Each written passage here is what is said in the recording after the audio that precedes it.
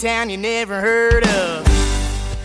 Hey everybody, welcome to the Common Folk Podcast with Ben, Morgan, and Andy.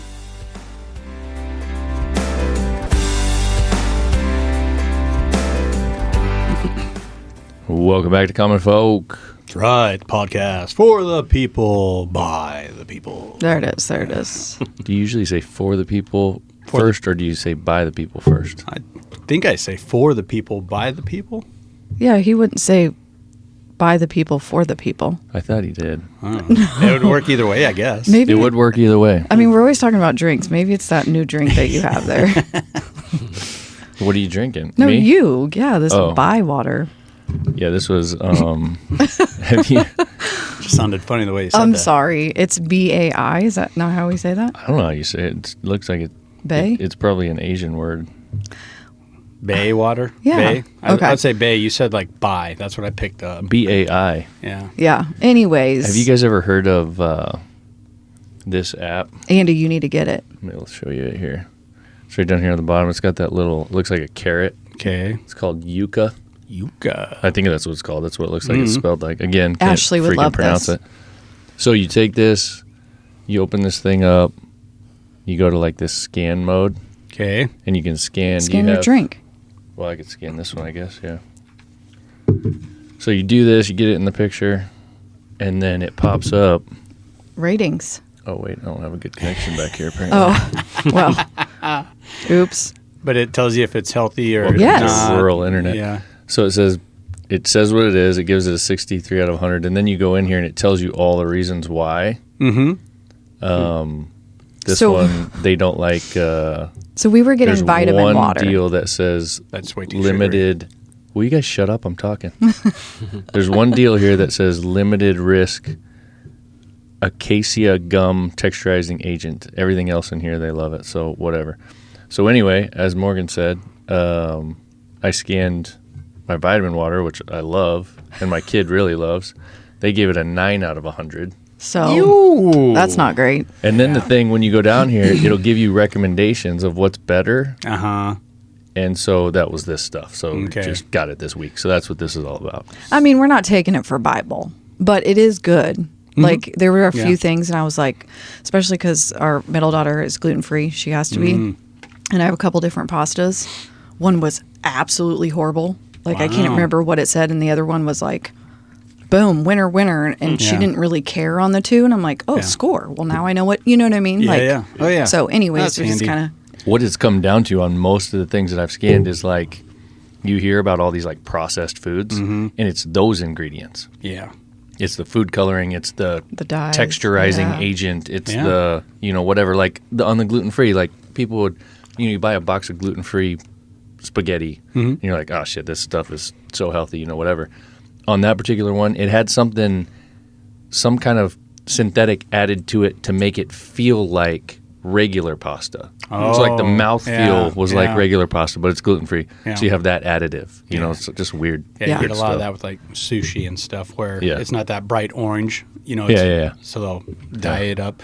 But I had an app like that a couple of years ago, and same scenario. You'd scan it, and it was for everything like hair products, foods, drinks, and I got to looking at it, and I noticed like all the products that are pushing me towards was being sponsored by that app. I So thought the same it was thing. a total freaking. Yeah. It was a funnel, so I deleted it. So is that the same with this one? I haven't This dug one into it more. specifically states that they don't have any sponsors. They don't take any money from any of these companies. So, But who knows? yeah, who knows what's going on behind the scenes? You got, like anything else, you got to use your own judgment right. in the end. But it's kind of a tool to help you. It's just a tool. Look at some stuff. Yeah. But- What was that? What was it called? Yucca, Yuka. I heard about it on the Sean Ryan Show. That's one of my favorite podcasts that I listen to, and he was talking about it. Yeah. Yeah. Right on. Anyway, getting all healthy and shit. Hey, our guest today has a new health story too.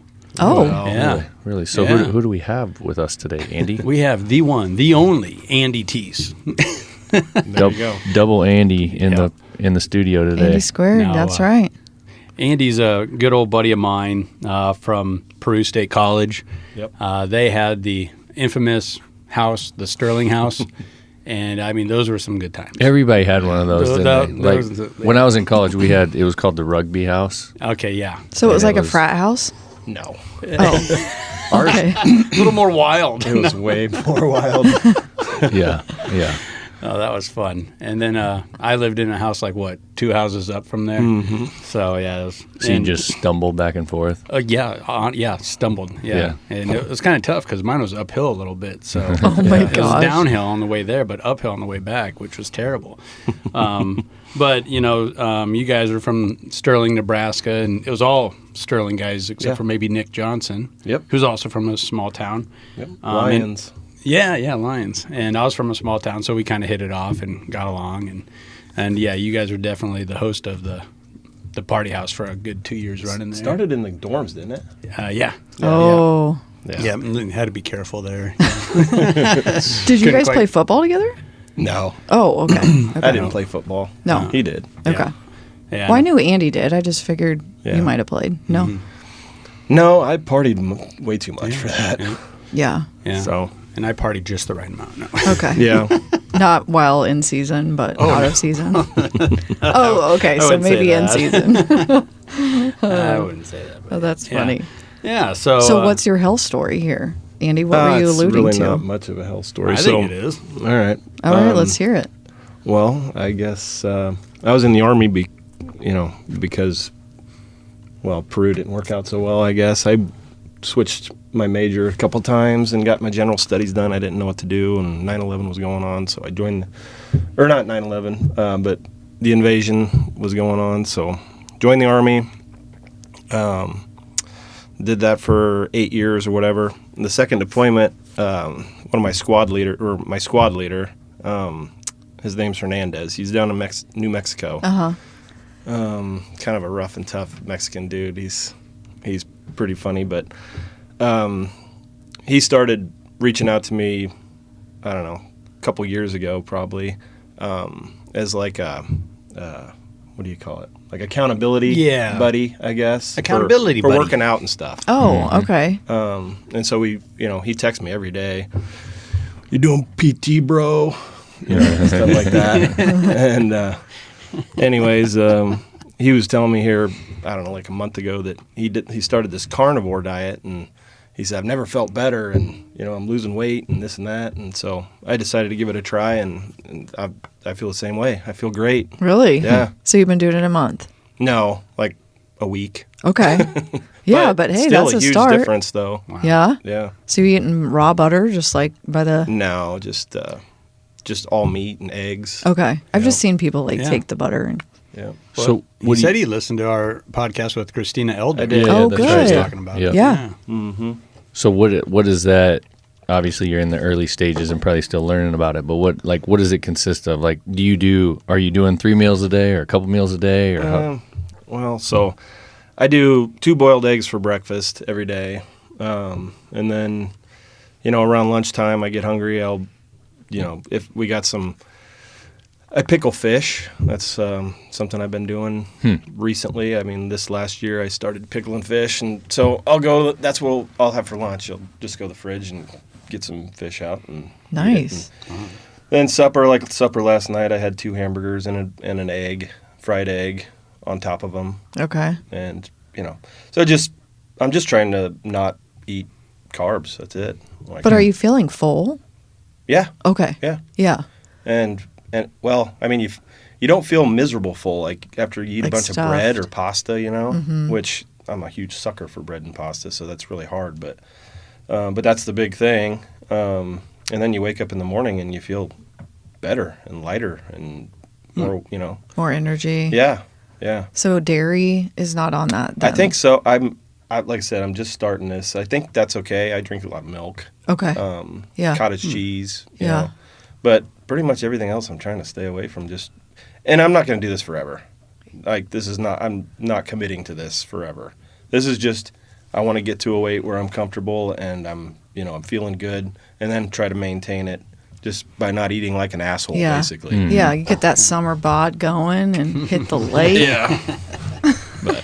What do you drink alcohol? Yeah. Yeah. That's another reason, because I'm a beer guy. Yep. I love beer. Yep. Too much. I don't drink very, like every day or anything. Yeah. Definitely not an alcoholic, but me and my buddies, for example, we're going ice fishing this weekend. It's a 4-day deal, Friday through Monday. I know I'm probably going to drink 60 beers. Yeah. Right. Probably going to happen. Yeah. So, just trying to moderate in other places, I guess, to make up for it. So yeah, I think that's the key, is that moderation piece. Do you, so since you started this carnivore thing, have you drank alcohol at all since you started that? Yeah. Okay. Yeah. Just a few beers, but seem to buzz quicker. Does it? Yeah. I would guess, Yeah. right? You don't have those carbs to like soak it up or something. Yeah, they say something about that. Yeah, I suppose I've been doing it a week and a half now, so it's I can put this closer. There, yeah, depending on how you want to sit. Yeah, I suppose I've been doing this week and a half is all, but last weekend we had a few beers and so You were good. yeah, they were delicious. Yeah, I ran into your guys' state championship coach a couple weeks ago in Beatrice at the brewery. Which one? Moats. Oh yeah, Yeah, Jimmy. Where's he at now? Firth. Yeah. Norris. Norris. Yeah, he's at Yep. Norris. And he said a big reason he wanted to move from this previous stop was he wanted to get back towards the Sterling area and you guys. Yeah. And, you can tell he had a lot of fun down there. And yeah. he won a state championship too. So Yeah. he had some success. And Norris is kind of, it's a good school to go to if you want to. Yeah. have Well, he's having a success. lot of success there. Yeah, he he's is. a good coach. Yep, no doubt. So said hi, and we always talk about Sterling every time I run into him. So. Yeah. Yeah. Nice. So, like, keeping with our theme of talking to the common folk, and especially a bunch of Nebraska people. We talk to a lot of Nebraska people. So having Andy here today, what do you want to get into? What do you want to? Well, I kind of lost touch with Andy when you were in the service, so I don't know, where you went, what you were in the Army, right? Yep. How did that all come about? Because I can remember it was my freshman year of college when 9/11 happened. Yeah. And it happened while I was in class. Yep. So I got out of class and got back to the dorms, and everybody was acting all weird and glued to TVs. I'm like, what's going on? Yeah. So, and then a year later is when you guys you're right. No. What year? Oh, hang on a second. Been 2001. Mm-hmm. Yeah. The memory chip just glitched. Oh, like it's still going though, so I'll keep an eye on it. What year did you graduate high school? 01. Oh, one. Yeah. Okay. Yeah. And then when did you decide to enlist? Yeah, like I said, basically we were in college and, we literally partied like rock stars. I didn't go to class very much, but I wasn't into what I was, there for really. So like I said, I got general studies done pretty much, and just sitting there on the couch one morning, watching everything happen overseas, and I thought, you know what, like, I think I'm going to do that. Let's just do that. So I didn't say anything to anybody, my parents or anybody. I just went to the recruiter's office and signed up. Oh, wow. Yeah. A couple months later, I was in basic, and a couple months after that, I was in AIT, and then a couple months after that, I was in Iraq. Okay. So, I did a year and a half there. A year and a half deployment. I don't think I was in country that long, but that was in 2004 when it was pretty nasty over there. We were stationed on a base in Mosul, which is up north, and at the time it was the special forces had taken that base, and so we were kind of support for the special forces, among other things. But I was in a transportation unit, so we hauled, water, tires, food, from base to base. But then we also did a lot for the special forces, weapons and explosives, stuff like that. And they would escort us then, when we were hauling for them. But I was, I guess, thrown into the lead gun truck in the gun seat after a couple months, because people shooting at us, and they were just trying to find somebody that would shoot back and stand up there, I guess. And first time it happened to me, I shot back, and I stayed in there the rest of the deployment. Oh, wow. Well, yeah, and we didn't lose anybody, thank God. My unit, I lost some friends from basic and AIT, but nobody in my unit. So that was great to come home with everybody.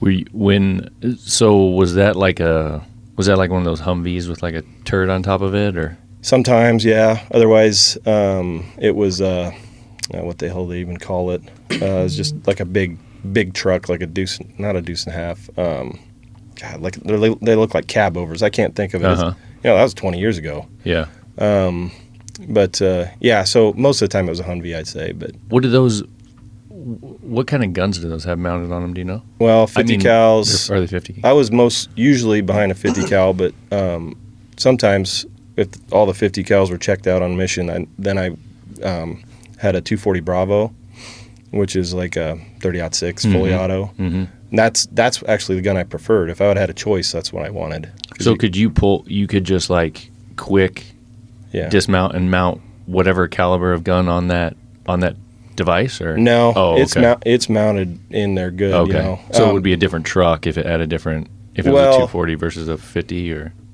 Well, no, they're just universal mounts. So every night after mission, you'd have to take the gun off. And put it in the armory.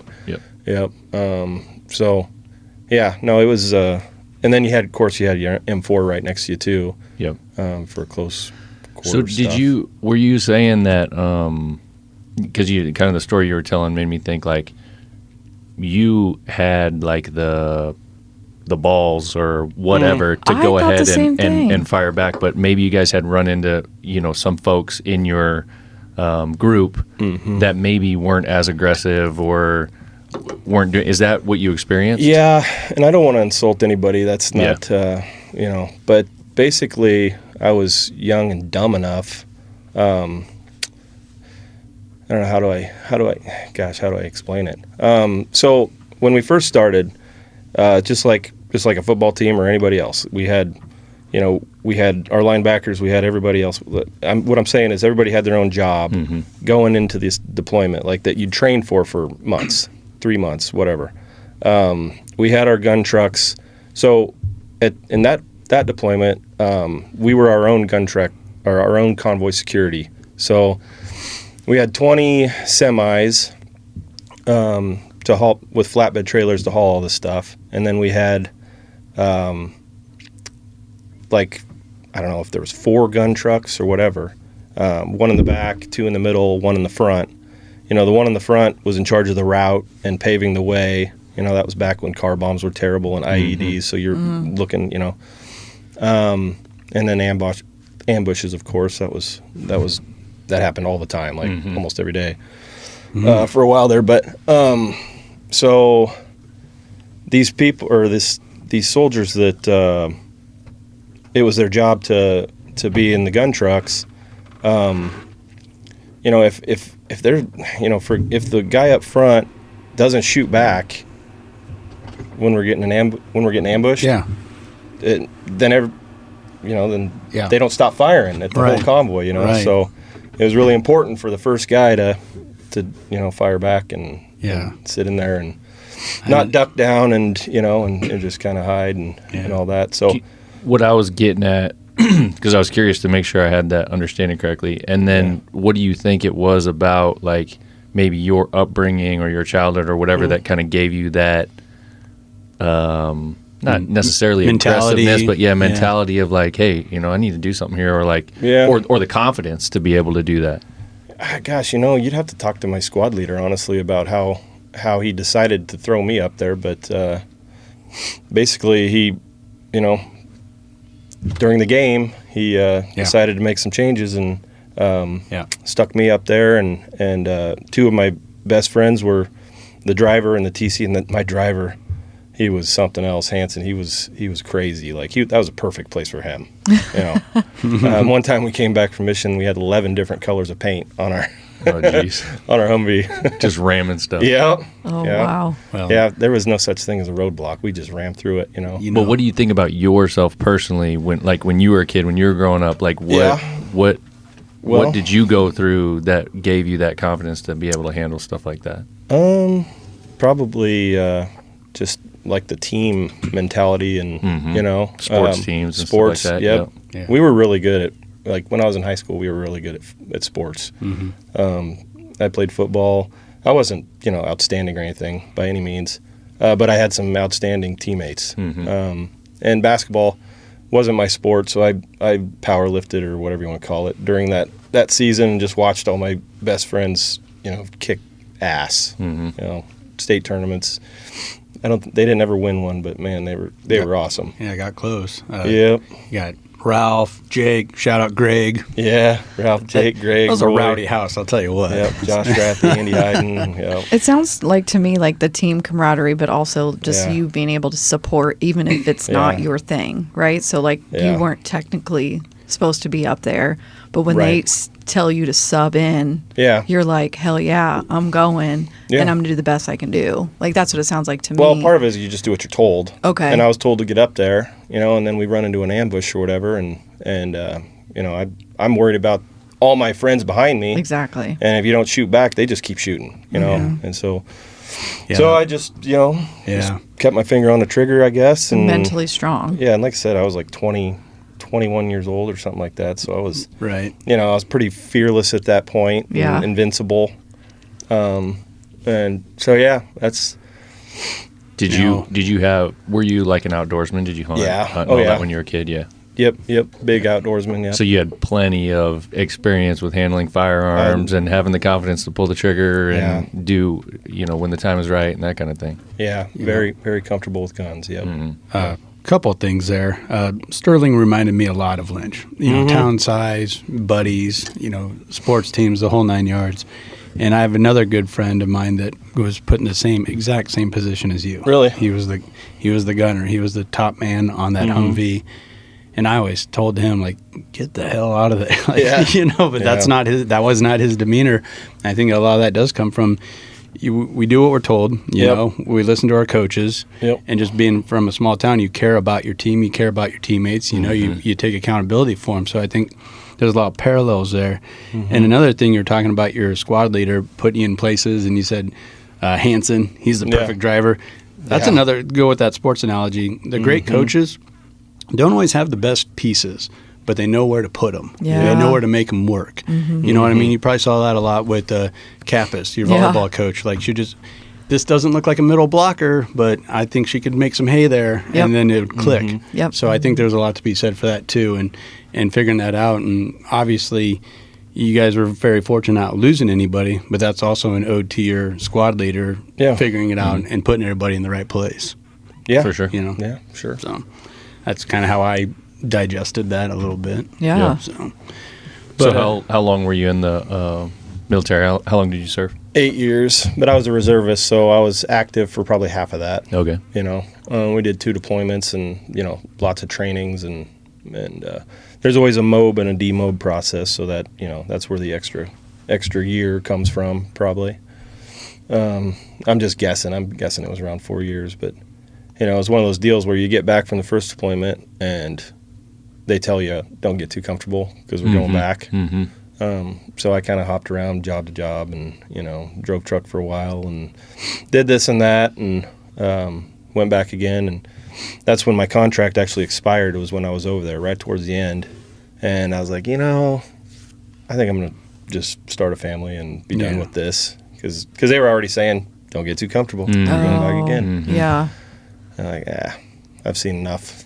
Yeah. Right. So that was what, like 2010, 2012? 2010, right? No, 11. 11. Yeah. Yep. It was like January of 2011, I think, is when we got back. yeah. Or maybe February. Actually, it was February. It was right before Valentine's Day. So, yeah.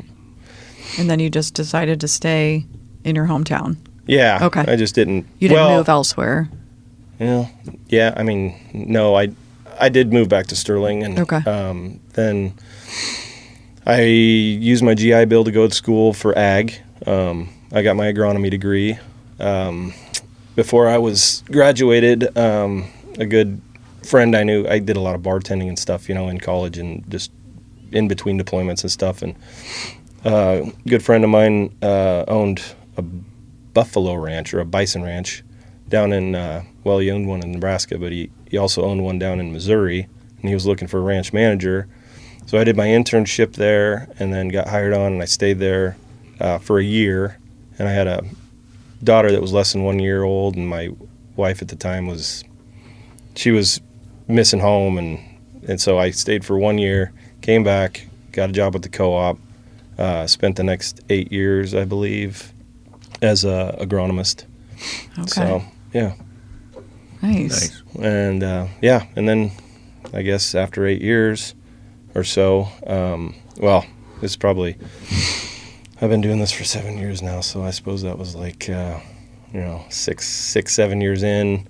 One of my best friends is a broker for real estate broker, and I remember we went fishing down at Milford one day, and he was like, you should think about getting your license and doing this. You talk to farmers every day, you know land, this and that, and so that's a good idea. I think I will. So I did, and then that side hobby turned into a pretty good income. And I guess I've always kind of been wanted to be independent and not have bosses and stuff like that. And then my uncle gave me the opportunity. He's a seed dealer, and I was selling seed for the co-op, doing really well at it too. But he gave me the opportunity to work with him, and so I'm doing full-time real estate and selling NC Plus seed with my uncle now. Okay. And I've been doing that for almost 4 years, I think, and I love it. I don't want to go back. Like this is where I belong. I just got to make it work. It's a little stressful sometimes. I was going to say, you're busy probably. Well, yeah, it's good to be busy. Yeah. But if you're not, then you get nervous. Yeah, and true. you got to get really good at budgeting, because you might have a paycheck.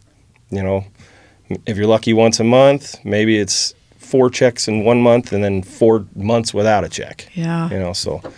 We can definitely relate to that. The life of an entrepreneur. I had somebody ask me one time what the hardest part about being an entrepreneur was. And I didn't know it at the time, because he interviewed me like early on when we started this, and I was like, I don't know. I mean, it's great, everything. Yeah. There's just a lot of good. I don't know. There's not really anything that bad. And then he told me, and he was an entrepreneur, he said, it's cash flow. And I thought about that, and then eventually that started happening as we took on more and more things, employees and assets and so on and so forth. And then I was like, he's right, and I've never forgot that. Yeah. That's one of the hardest parts for sure. Yeah, it is. And you're in two different businesses, so I think there's a good balance there. If one's lagging, the other one can pick up. But they're kind of maybe not the real estate side, but the seed side's pretty seasonal, isn't it? Like, oh yeah, there's a real busy time, and there's kind of a lag or lull. Yeah, and you get paid once a year. Yeah, you're commissioned. But so my goal has always been, since I started, I own 80 acres in a real nice acreage that I bought for my folks. I grew up there, and my goal has always been to pay the mortgages with the seed, and then live off the real estate. I'm about halfway there. I'm making enough on the seed where I can pay the mortgage for my land, and then the real estate, takes care of everything else for now. So I'm doing well. It's just, it's scary sometimes. Oh, yeah. That's all. Well, and so, tell us about your real estate, because I remember early on, and that's kind of when I reconnected with you. I saw your name on a banner or something. I gave you a call, like, is this you for real? You're trying to, sell farms and stuff. And you were telling me, I don't like selling small houses or trailer homes. I want to focus on acreages. So I thought that was pretty interesting that early on you understood, I want to be in this game, but there's a lot of facets that I don't want to be part of. Yeah, I really don't want to be too much of a part of selling houses. I will definitely do it for friends and stuff, like I will help them. But that whole, showing the same house 10 times really turned me off on that. So I have been focusing on land and trying to be just the land guy and be an expert at that. And I'm, kind of with the hunting land and stuff. Right now, hunting land's really hot. And, I got the experience and I grew up doing it and loving it and all that. But I also have as far as farm ground and all that stuff goes. I know soil types. I know the business side of farming. So, that helps a lot too. It's just, that's what I prefer. That's where I want to be. Right. And you have expertise there too. Because, typically your hunting ground also has a little bit of ag in there. So sometimes you can speak that language. Yeah. Right? Yeah, it does. Yeah. Mostly it's pastures, but you might have some good hunting ground surrounded by, crop ground too.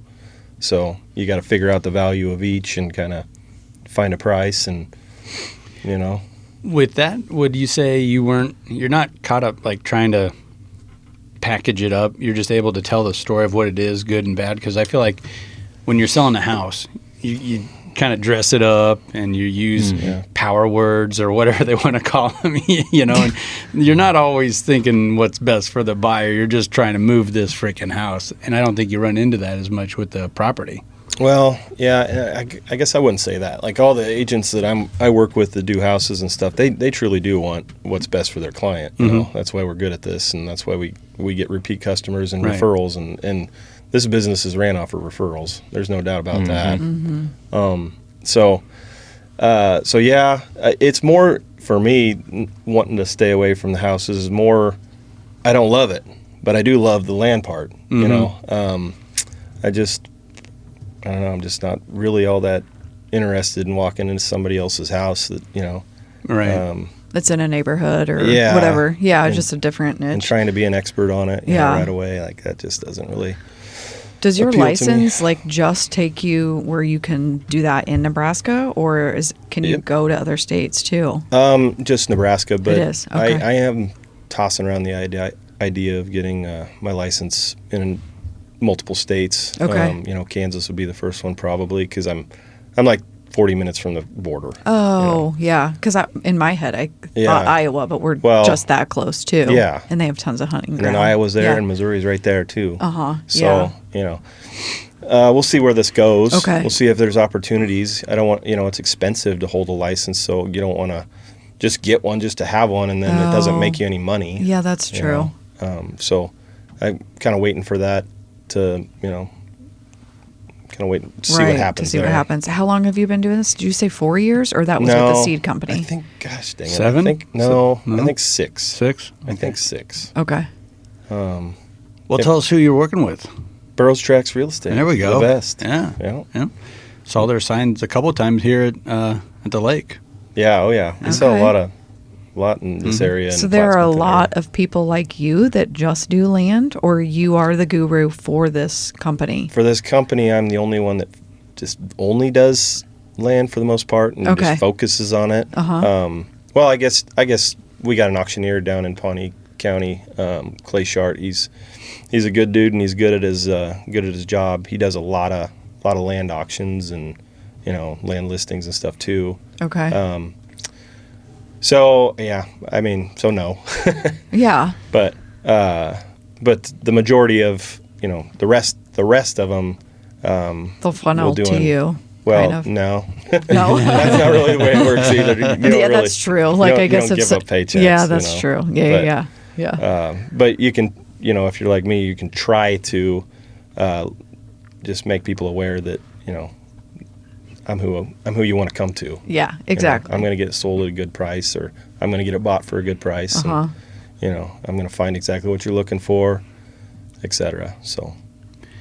Well, and you put such a focus on it. You've been at the, I think, Nebraska Deer and Game Expo just about every year since it reopened. I have been there every year in the same corner. Yep. Yep. And I think that's important because Mossy Oak properties are there. Yeah. There's a lot of those type of real those estate. big national companies that are just land only. Yeah, there's a lot of competition. So yeah, I'm trying to make a little niche here. I'll go anywhere in the state for sure. I have been. I've been way up north. I've been way out west. But around here, I believe I'm the guy to call. So yeah. Well, and I think would you say there's more opportunities around here? 600-acre tracts, things of that nature, or is it just pretty much everywhere? Yeah, there's not a lot of large tracts that come up, unless it's a state. Maybe like 60 acres is more. Well, like sure. Basically, if somebody calls me up and said, "Hey, I'm looking for some land. I want hunting ground, but I want income on it too. So it's got to have some ag. So it's got to have cash rent for the crops, or pasture rent or something to pay the taxes and a little more or whatever. Then I find out how many acres you want, what's your budget, et cetera, and then I start looking. Yeah. And going back to where the co-op is and why I have an advantage in the local area, I guess, is because I know a lot of these farmers, and if I get I can make phone calls and say, hey, I got guys looking for this and this and this. Have you ever thought about selling it? Because some of these farmers, they consider the hunting ground just waste. I'm paying taxes on it. I'm not making a damn dime. So, I've put a lot of deals together that way. I think that there's a little advantage to working with the local guy for sure. Of course. Mm-hmm. Yeah. Well, and there's obvious advantages and parallels there between your work with the co-op and still being a seed dealer. Yeah, and then also for just sure. having a passion for hunting, growing up, fishing and hunting and stuff. Would you say there's any good takeaways from your time in the military that's made you a better real estate broker or anything like that? Yeah, I mean, you can't shy away from competition. You got to, and it gets a little cutthroat at times, and you got to be willing to cut some throats. That's bottom line. So, yeah, I mean, it's just kind of the fortitude. The fortitude, and I mean, you got to be tough. You got to be thick-skinned. Yeah. I just lost out on a huge deal like a week ago. You can cry in your beer about it or whatever, or you can just move on, and that's what you got to do. So, I mean, You win some, you lose some, right? you do. Yeah. You actually lose a lot more than you win. Probably. That's very true. And that goes back to what we were talking about earlier, the upbringing, in the sports and all that kind of stuff. I mean, you lose a lot of games. You do. You got to learn how to lose gracefully. Yes. Right? And us small town boys, we grew up learning how to work hard. Yeah. Yeah. So that's a huge factor too. Mm-hmm. Well, you're talking about hunting, not like we're shifting gears or whatever, but like, do you hunt whatever? I mean, just a lot of birds and deer and whatever. I mostly, I hunt deer. I mean, percentage of time spent hunting is more deer? way more deer than anything. Yeah. But I love bird hunting. I love I've been hog hunting. I've hunted. I'd have to think about this. Getting coyotes yet this year? Coyotes, yeah. I killed a couple coyotes, but that's from the truck window. Yeah. Yeah. We just want them gone. I count it. There's Oh, so God. goddamn many of them. We talk about that here. Ugh, I they're getting found bad out here. I found 3 dead fawns behind my house this spring. It just Oh, boy. pissed me off. Yeah. It's been a mission ever since. I pretty much from when the crops come out, that's when the gun goes in my truck and it stays there until they're tall enough to you can't see them anymore. Yeah. So Right. And then you fish because you and Andy are going fishing. Fishing is my number one, actually. Okay. I love to fish. I will fish every day of my life if I could. Do you have like a pond on your property or? No. I talk without fishing. I love catching crappie and small farm pond stuff. I'm not real big into bass, but I love to walleye fish. I like going down to Kansas catching wipers, catching white bass, and fishing the river for big cats. I like to. That's all that. Walleye's my favorite though. Okay. Yeah, or yellow perch. They're delicious. He loves to fish with our son. So. Are those perch that are in Beaver Lake, are those yellow perch? Yeah. Are they? Yep. We've caught a couple of them, but I never They're hard really to knew what catch they in that were. lake. Yeah. They really are. And we've always caught little ones. Yeah. Okay. Crappie's kind of the claim to fame, isn't it? Yeah. There's a lot of crappie. Nice crappie. But Joel gets yeah. a lot of bass, I feel like. Yeah, he catches a lot of bass. Yeah, if you're fishing for them. Yeah. I don't really fish for them. I'm trying to catch stuff I can eat. Yeah. So. Right. And it's not that you can't eat bass, but I, when the water gets warm, I find them a little mushy. Yeah. Yeah. Just not great. not my favorite. And not flaky like a walleye, that's for sure, or perch. So when you guys go fishing today, what would you go for? Crappie. Crappie. Okay. And perch too. Yeah. Hopefully. Yeah, if we stumble across them. Hopefully. I've never been able to catch perch in Beaver Lake. I've probably fished it 10 times, I suppose. So When our son has ice fished this year so far, he might just be using a little crappie jig or a little power bait, or sometimes they'll take the wax worms, things like that. But they continually catch bass. They're just coming in and hitting all of it. yeah. They've got to just be Yeah. starving then, right? No, Is that what that no, is? Not lake. They're not Oh, starving. They're just okay. aggressive. Oh, Yeah. I gotcha. Yeah. There's plenty of feed in that lake. Mm-hmm. Okay. Yeah. And they do they spend a lot of time building habitat and Yes. taking care of it and Yep. They trudging do a it really out. good job. Yeah. Really good job. Yep. Yeah, it's Yeah. fun. Do you think, back to the job thing, because we hear this so often, so I'm curious, do you think that you had any trouble in the transition from the military to civilian jobs? Yes. Yep. Yeah. Actually, that's kind of why I didn't really know what I wanted to do. I kind of job hopped a little bit, like you're used to, I guess your superiors in the military or, your squad leaders and platoon sergeants and all that stuff. You're used to taking orders from them. And then when you get out, it's like, oh, God, I don't want to take orders from anybody anymore. And you run into some asshole boss and you're just like, all right, no, I don't want this stress in my life. So that's how it was for a while with me. Yeah. That was a big factor. And that I landed in, where the co-op was great because I loved the people there. It was low stress for the most part, except during busy seasons, then it wasn't. But the people were great. I just got kind of tired of making somebody else millions of dollars. Yeah. I'll make myself, some money. Mm-hmm. So I just find it interesting when you say this, and we've talked about this a lot, like you said.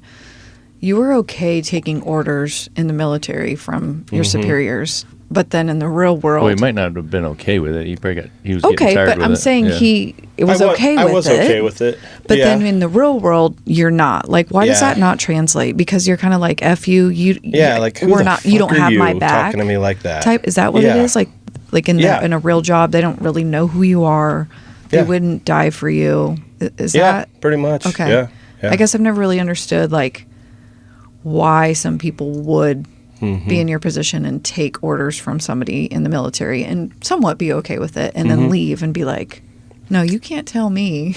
Yeah, I don't know. Okay. That's I've never asked it It's a good either, but it's question. just something like, I don't know what it is. And I that's an interesting point for me, and that's what I was going to touch on here, the note I made, because I always thought of it as the other side of that being that the military individual, that's what they're so used to, is being told what to do, XYZ, Yep. in this order, 1, 2, 3, blah, blah, blah. And then when they get into the civilian world, they may not have that kind of direction or that kind of, fallback of like, well, this guy's just going to tell me what to do. I just do what this guy tells me what to do. Yeah. I don't need to find my own way. So I've thought of it more like that, where you brought to my attention that, no, it's, for you at least, it wasn't so much of that. It was that I was kind of tired of that, and these people that I'm running into now, I don't have a whole lot of respect for. Yeah. There you go. Yeah. Respect. It was you gotta like earn the, respect. It was like Yeah. the bigger Yeah. Yeah, you got piece to of earn it. respect, and my squad leaders and sergeants and platoon sergeants and hell company commanders, everybody, they earn your respect. They prove it day in and day out why they're doing what they're doing. And my it was a reserve unit, of course, so most of my people were from Nebraska and Kansas, so they were common folks like me Yeah. and you. Yep. And they were reservists. It was which is a huge factor. Wait, what does that mean? Reservists have, they're just on call soldiers. Oh, okay. You drill once a month for a weekend, and then you go back to your civilian jobs and you do. And then if you're called, you're going. Yep. I got you. Yep. Okay. Yep. Okay. So they're but if you're full regular Army, that's what you do every single day. And there's power trips, and there's it's just politics, and Yeah. the rank structure, the way you can jump rank is not always necessarily earned. It's earned through schooling and stuff, but total shitbag can be a sergeant in the Army if he does all the NCO, well, what the hell they call it, NCO training and Okay. all that stuff. Like all the things to the. Yeah, so I'm sure they get their fair share of respect from people, but it's Yeah. But It's just so then different. you had that respect, I guess it sounds like, at the co-op. If you were there for yeah 8 years, you know what I mean? You had these people that Yeah. you could relate to. yeah. No, my mentors at the co-op were, most of them had been doing it for decades. Yeah. And so, they help me all the time. You had a question, you called about something, certain product or whatever, you called the guy that you probably knew all about it. Okay. But I had a long list of mentors and people I could call for help. And so they earned my respect, I guess, that way. Yeah. Yeah, that's what it sounds and like. just not treating me like shit, Yeah. Some jobs you go to. I was driving a concrete truck, for example, and not going to mention any names or any, company names or anything, but, when your boss is just on a power trip and he's just a real asshole, that's when it's just like, no, who are you? Like, what have you done to earn my respect? Nothing. Yeah. You're just treating me like shit for no reason. Like, how about show me what I'm doing wrong and let's learn from it, So yeah. Yeah. Yeah, there's also a part of that where I feel a coach or a squad leader, sergeant, they're oriented with the details and the outcome they're always thinking of. So they're also thinking of, how do I need to treat this guy to get the best out of him? Yeah. And when you get a shithead boss, no, they're not really thinking of that.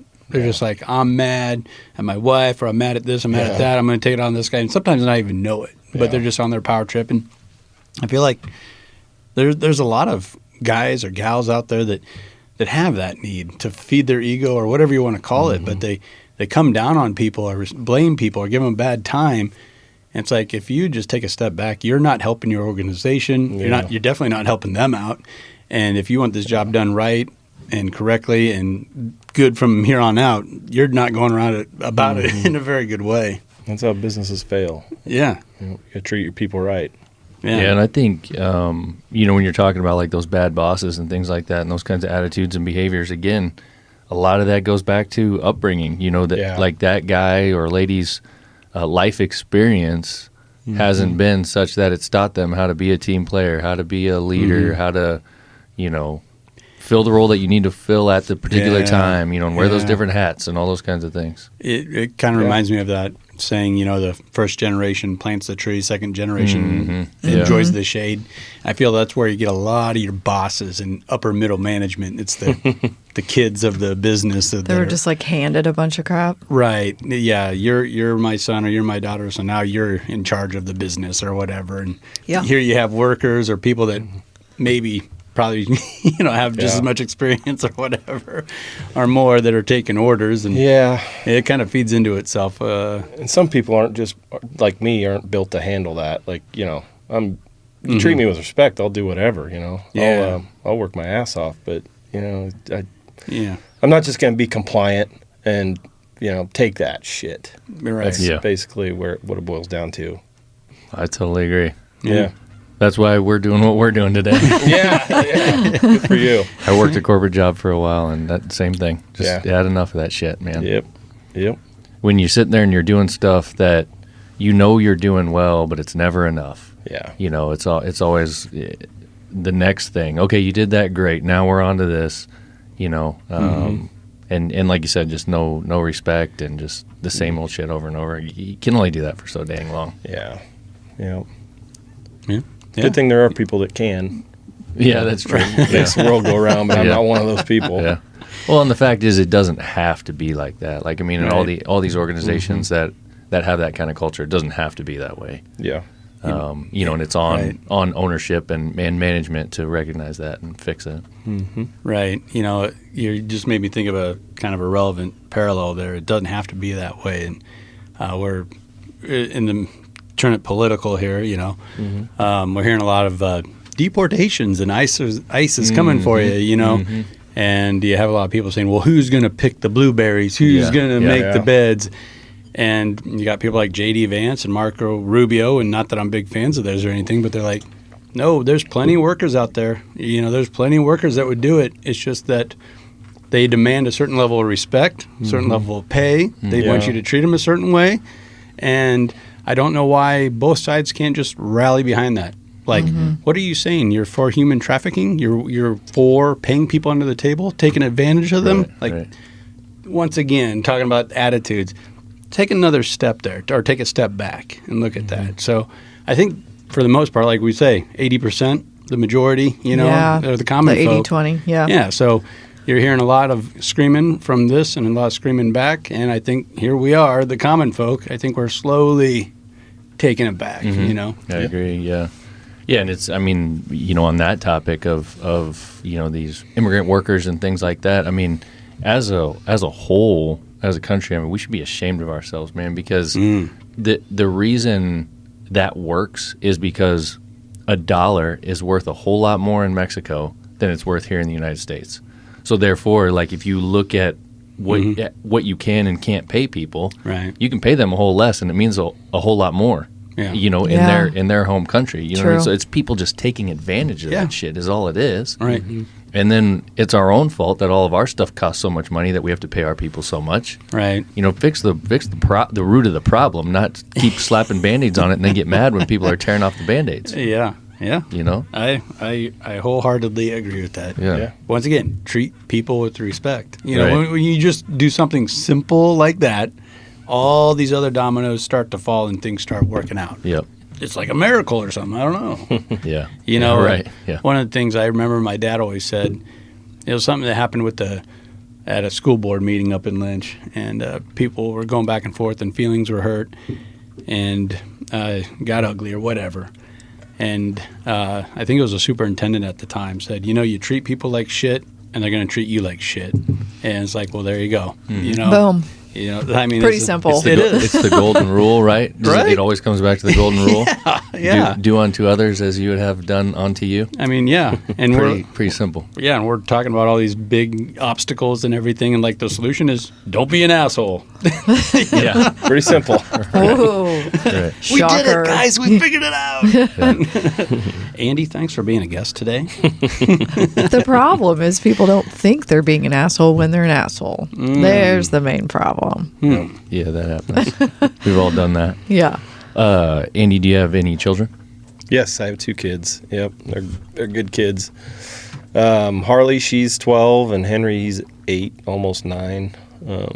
Yeah, they're. Oh man, you have a So Henry? they fish and hunt with That you sounds like then, a- oh, probably. yeah. Yeah. My son is hardcore fishing. He could fish for 12 hours straight, no doubt. Really? Oh, that's great. Yep. That's great. Yep. And Harley, she's into all kinds of different things, sports and bunnies and just animals and Like 4-H rabbits.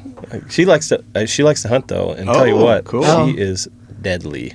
Yeah. Wow. I got a picture on my phone. She shot her first buck this year, first deer actually, and there's a long backstory that goes with it, but it was really cool experience for me. But anyways, basically in a nutshell, we got out of the blind, which we shouldn't have done. We were sitting over my food plot behind my house because somebody had texted and said, "Hey, we see deer in the cornfields." Mm-hmm. Well, I can't see cornfield from my blind, but right across the tree line, 100 yards away, is a cornfield. I thought, well, son of a bitch, like maybe we should go over there and take a look. Yeah, make the play or not. Do we make the play? My daughter does not like sitting in a blind. She likes to be out in nature, in the stand, no matter how cold it is, whatever. So we get down on the stand, we go up, or we start making our way there, and we get down on the ground, and this is like 20 minutes before dark, and there's a freaking doe right there. Oh, God. So I was like, honey, do you want that doe? She was set on a buck, but it was like the last day, and she's like, yeah, I want to take that. So we got down in the prone position, and I brought a little bipod that attaches to the, to your front of your gun. So I got her all set up, and I look behind me, and there's a buck right behind us. like 100 yards away. And I was like, oh, okay, honey, there's a buck right behind us. Would you rather try to take that buck? Yeah. I said, they might run away when we turn around. I want to try. So, we're in the prone position. She kind of shuffles around. I just stayed put, and I kind of lifted her gun over her and put it where it needed to be. And I said, aim right for the middle, right in the middle. And she put that sucker bullet right through the heart, right in the middle of the heart. Nice. Yeah, just dropped it. That was really That is so cool. Proud dad moment, but it was Yeah. also just a really, really neat experience. Yeah. She was just ecstatic, Is that video of her? I'm shaking. I don't know why I'm shaking. Yeah. So if you wouldn't have got out of the blind, would he have just come right into Yeah. you? It would have been like chip shot, like 20 yards. Oh, but see, you need to add the drama. Yeah. That's what makes it so much fun and memorable. But she's been in the deer stand with me like since she was little, Like Yeah. I just take her with me, and we got a 2-man ladder stand or something. Just Yeah. you want to go with me, and she's really good at like being quiet and moving slow, and like I said, she just really enjoys nature and watching the squirrels and possums walking under your stand, stuff like that. So she Cool. wants to be out there anyways. And this year she was old enough to actually shoot. So That's so That's cool. cool. Yeah. That's awesome. She's She'll ahead be of you hooked there. now. She's ahead of you. Yeah, Yep. she Yeah, is by many years. 30 Yes, exactly. or 20, whatever. But you've tagged $2 now. I have. 3 But seasons, $2, I'm pretty good. 43 good. years old. Yeah. Hey. Just a little late to the game, but hey, pretty it's good. okay. Better late than never. that's right. What does she shoot? What caliber rifle? 243. Okay. Yeah. Yeah, it's one I traded a mower for. Oh, Oh. really? Yeah, I like the Score. horse trade. I really like the horse trade. So Yeah. some guy needed a mower. I had an extra mower. Like he had a 243, and I said, sure, let's do Perfect. this. So Yeah. That's cool. awesome. yeah. That's so cool. Well, good. Yeah, man, that's fun. So what do you see, I guess, for your future? I mean, obviously you're enjoying the real estate Yeah. thing right now, doing the seed, working kind of in ag and raising these kids and Yep. I see myself doing exactly what I'm doing for a long, long time. yeah.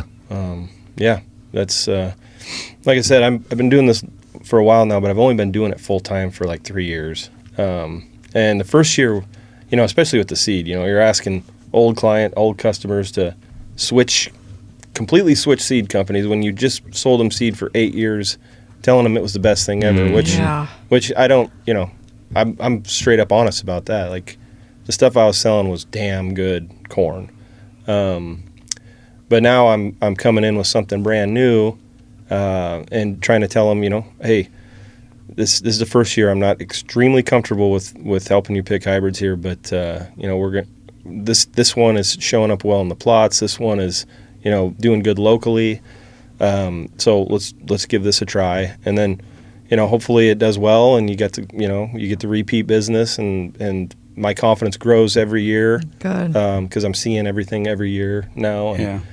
So the seed business is still, miles below where I want to be. But I am confident that I will build every year. And that's kind of the same with the real estate. It was just a side gig when I was full-time co-op. And now that I've went full-time real estate, you got to build that book of business, and that's, like I said, referrals that's the biggest thing. Mm-hmm. But you got to do a good job for somebody for them to refer you. So, it's it just takes time. It takes Yeah. lots of time. Right.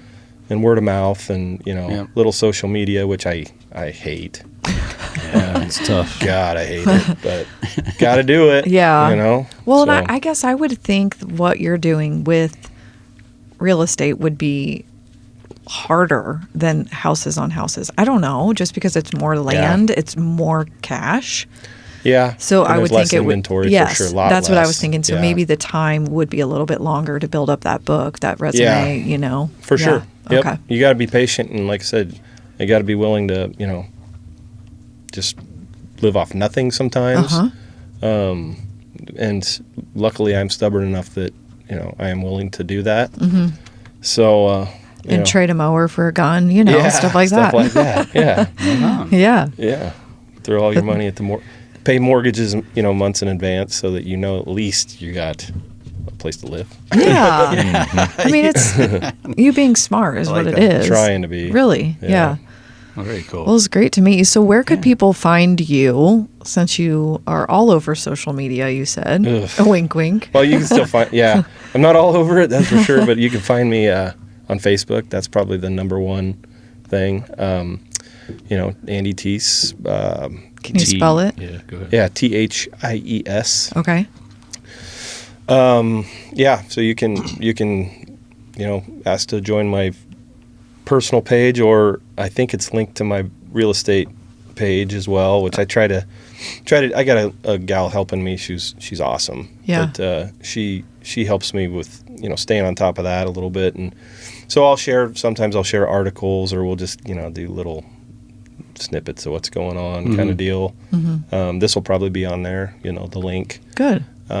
Stuff like that. So, yeah, I think my business page is attached. Otherwise, go to Burroughs Tracks Real Estate, on Facebook, and I'm sure you can find me somehow. Or the website, burroughstracks.com, I think, is what it is. I'm And looking as far at as it. a real estate company, it's still kind of a newer company, isn't it? Yeah, oh yeah. Like- Yeah, like I said, my broker, he's, like I say, he was one of my best friends growing up. We did a lot of fishing together, a lot. And a lot of drinking together, too. But, I'm sitting here sounding like an alcoholic. No. But really, I'm just a freaking small-town kid. Common folk, Yeah, right? Like, exactly. this is the people that are listening. But either way, Yeah. he was working for Nebraska Realty for a while, and then he kind of had that, same mentality that I did. But why am I making all these people so much money? Let's make myself some money. Yeah. And so he went off and did his own thing, and now we're growing every year. It seems to be doing great. We got some damn good agents, just good people all around. The whole team's just great. So And where are you guys based out of? Is there like Elmwood. Elmwood. Yep, Oh, yep. okay. Yeah, we know Yep. where that is. We play Elmwood a lot. Yeah. Oh, okay. Yeah, Conestoga. Our son goes to school there, so Okay. yeah, Yeah. we'll play, and he shoots trap, and Nice. Elmwood that's Elmwood Murdoch, right? Yeah. Like area? Yeah. Okay. Yeah. Oh, Awesome. I'm sure you see us a lot around here. Okay. Yeah. Yeah. I see a lot of signs and stuff. Based all the out of time. Cass. Yeah. Yeah. Yep. Nice. So that website is Burroughs Tracks, BURROWSTRACTS.com. And I see your smiling face on here. Oh man, I need to update my profile. That's for sure. The picture's old, but also the bio is like 6 years old. Yeah. So The picture does not look old. You need Like, to it put- looks totally you. But does it say that's anything good. about Harley getting her first buck? I mean, No. we need to, Oh, we that's need to get this true. updated. right. Yeah. Well, that's good, I guess. Yeah, That I don't look like I'm as old as I am. Yeah. It's got your email on here, just Andy@burroughstracks.com if That's people want it. to email. Yep. Yeah, absolutely. So pretty Yeah. easy to get a hold of you if you're looking for a land guy, buying Yeah. or selling. Definitely. Yeah, I Around got this some area. things going now too. Actually, got a big old quarter here in Otoe County. In Otoe County, that's really nice hunting ground. Like, it's exceptional actually. Fishing pond on it, and power and water ran to it. Wow. And then I got one down that just went live yesterday actually in Pawnee County. That's more of it'd be like a blue collar, hunting piece that most people can afford. I don't think that's going to last very long. 240 asking price, and it's 40 acres of just some fantastic hunting ground. Nice. You need to tell Paulie, your There friend. you go. Yeah. Yeah. Tell Paulie. But Word of mouth. if he's interested in building, like most people want to build a little cabin Yeah, on it, yeah. and this one, Nah. it costs so much because it's a quarter mile from the road. Oh, shoot. So you'd have to run power a quarter mile. You'd have to the driveway itself would take a ton of dirt work and money and rock. Yeah. So I'm straight up honest with everybody that calls about that one, like, because most people do want to do that. Like, this is more just like your own little piece of hunting ground. Yeah, you go to and you leave. Unless you got an extra $500,000 laying around, Yeah. A lot of those Right, guys. yeah. Yeah. I mean, come on, Andy. I know. right. Andy, I think you should buy the one Yeah. that has all the pond and the You electricity. should. I like that. I kind of like should. that one. I'd support that. Yeah, I would too. Yeah. Yeah. I got a whole bunch of pictures too. We got a trail boat you camera could use. pictures. Yeah. There's some nice deer on that one. Sweet. Well, I'll put together another short video for you for social media like we did. Cool. We can do that. Right on. But yeah, I always, Hopefully it's sold within the week. if I ever do that for you, it's always like, well, Jesus, I want that. Yeah, I know. Tell me about it. That's the story of my life. Yeah. All these hunting properties I walk, I'm like, damn, I wish I could just buy it myself. I bet you see some awesome ones. Oh man, I Yeah. do. Yeah. So Well, thanks for coming Cool. on. This Yeah. is awesome. thank you guys. We appreciate it, This man. was fun. Good Yeah. getting to know you. Yeah. Yeah, this is real good. Yeah, this is kind of like selfishly. I wanted to get back in touch with Andy. So Yeah. Yeah. No, I appreciate that. Yeah. Well, Right. Yeah, we did a lot of partying in college, and that's pretty much part of the reason why I joined the Army, and we lost touch. So I'm sorry for that. Oh, no. We had a good times until then. We did. Yeah, So- yeah. And you didn't tell very many people you were thinking that, because I didn't. Yeah, no, I didn't catch wind of it I till just late. pretty much so. decided one day and went to the recruiter the same day.